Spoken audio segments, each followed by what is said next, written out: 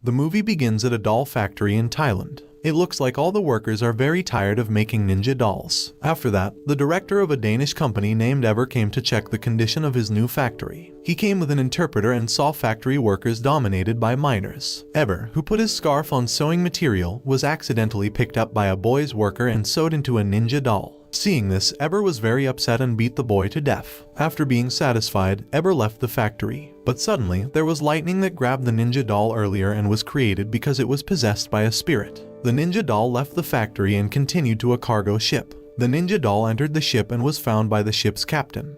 The scene moves to Denmark, where a boy named Alex lives with his half-brother Sune and his stepfather John. While having breakfast together, John distinguished between Sune's and Alex's treatment. He only bought bread for Sune. At school, Alex met his friend named Odie. While in class, Alex kept looking at a girl from his school that he liked. The girl's name is Jessica. Since today is Alex's birthday, it looks like all the family gathered together to celebrate the birthday party, including his uncle, Stuart. The gift-giving session begins. John presents Alex with a replica sunflower, but he also gives Sune a gift in the form of a video game. It is seen that John is very picky about his children. After that, Stuart gave Alex a special gift, a ninja doll he found on the ship.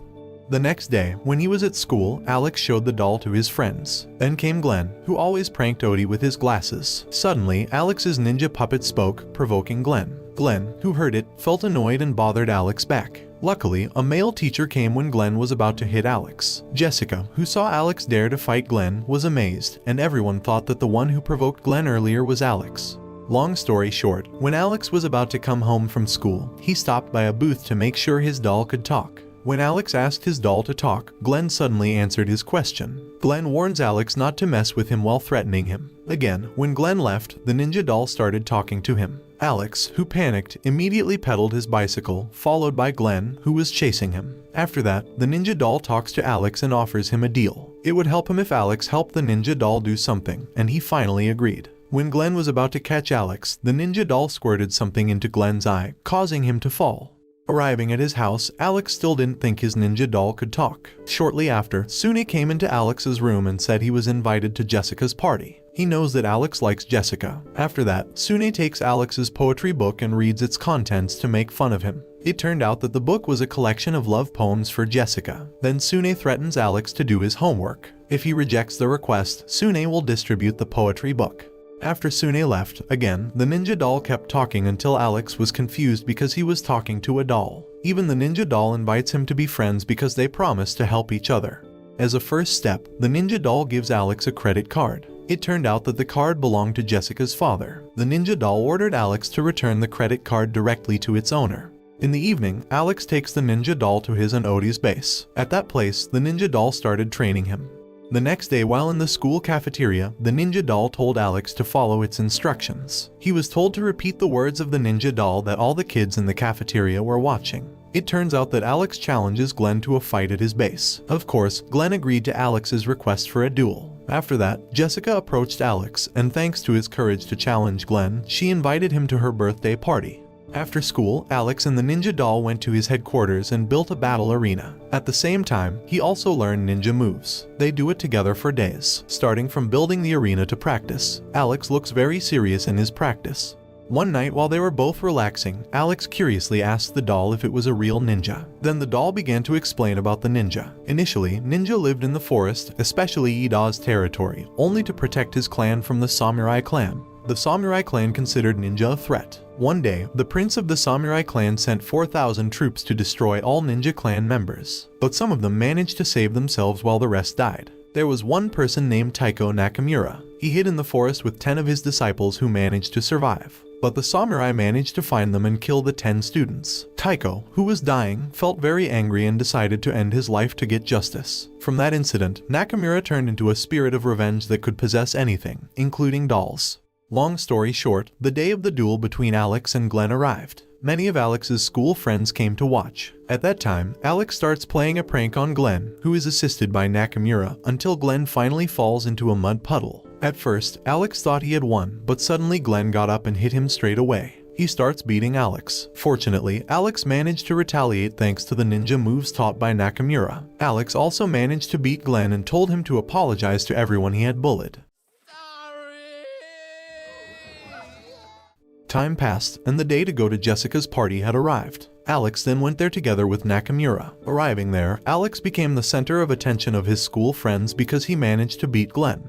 After that, Alex went to Jessica's father to return his credit card. Unbeknownst to Alex, Nakamura intends to kill Jessica's father because he thinks Jessica's father is the one who killed the child in Thailand the other day. But Nakamura cancels his intention when he sees Jessica's father's face, which is not the same. Only their names are the same, namely Eber. A few moments later, Jessica meets Alex and asks him to dance, but Nakamura tries to stop Alex and reminds him that now Alex must help him find Eber. Alex tried to refuse because now was an opportunity for him to get close to Jessica. Angered that Alex didn't keep his promise, Nakamura starts to prank him in front of his friends. Nakamura also told Jessica if she did not fit Alex's criteria. Jessica was angry because she thought Alex was the one who said it. After that, Alex came out and met Nakamura. He is angry because Nakamura has cheated on him, which makes him lose the opportunity to be Jessica's boyfriend. In the end, however, Alex helps Nakamura find Eber's whereabouts.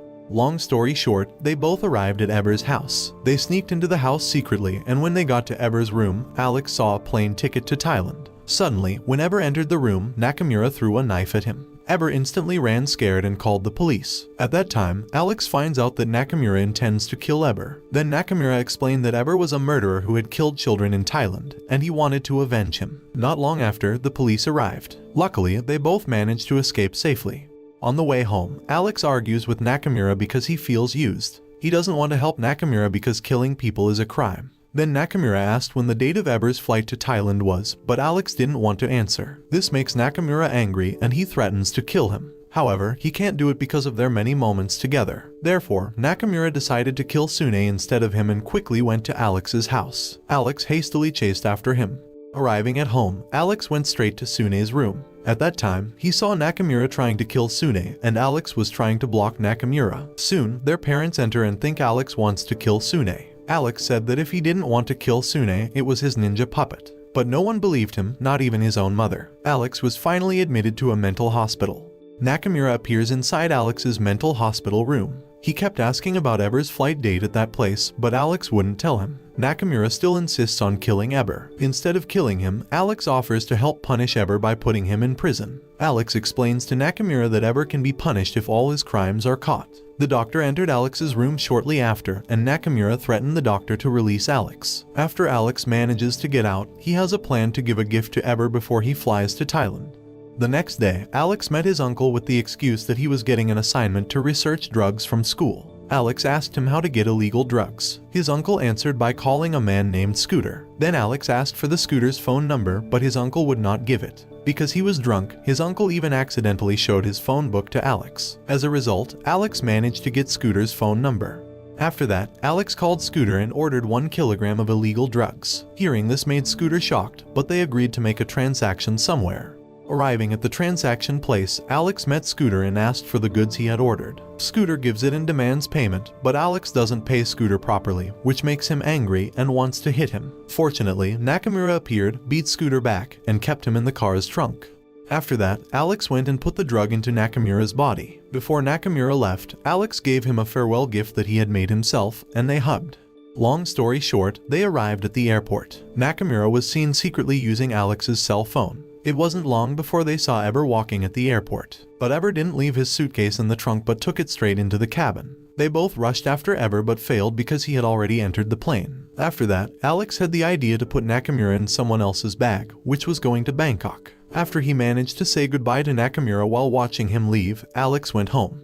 Arriving in Thailand, Nakamura immediately chased Eber. Nakamura tries to lure the police dogs to follow him and manages to trap Eber. Eber was finally arrested by the police because he was caught carrying illegal drugs. Meanwhile, the body of the Nakamura doll was crushed by a dog bite.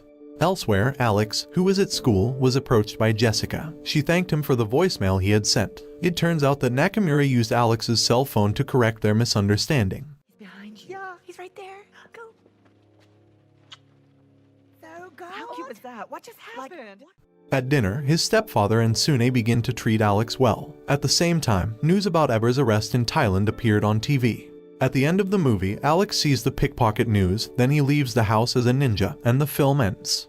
The moral that can be learned from this movie is to always do good to others even though they are treated unfairly because good deeds never end in vain. Meanwhile, from the story of Eber and Glenn, we can learn not to disturb and do evil to others because people who do evil will be more unlucky in the future. For example, Glenn was beaten by Alex thanks to Nakamura's ninja moves, and Eber went to prison because he was framed by Nakamura.